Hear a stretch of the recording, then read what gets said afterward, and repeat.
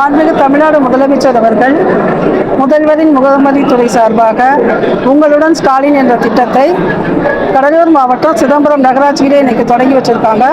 அதனைத் தொடர்ந்து எல்லா மாவட்டத்திலும் இந்த உங்களுடன் ஸ்டாலின் முகாமை தொடக்கி வைக்க வேண்டும் என்று அறிவுறுத்தி இருக்கிறார்கள்.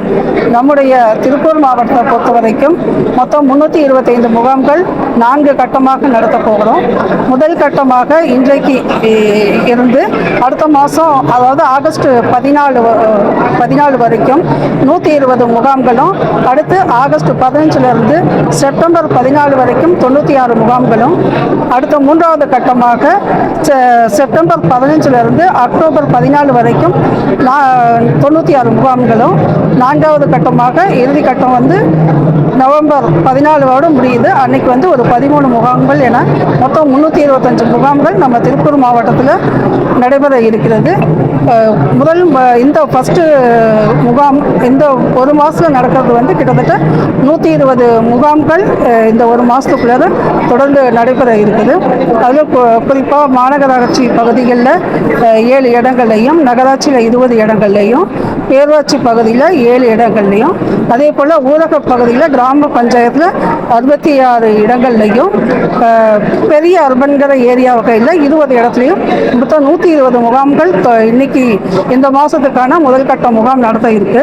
இதில் நகர பகுதியை பொறுத்த வரைக்கும் 13 துறைகளை சேர்ந்த 43 சேவைகள் இந்த முகாமில் கொடுக்கப்பட இருக்கிறது. அதே போல் ஊரக பகுதிகளை பொறுத்த வரைக்கும் 15 துறைகளை சேர்ந்த 46 சேவைகளை தொடர்ந்து நம்ம இந்த முகாம் மூலமாக கொடுக்க போகிறோம்.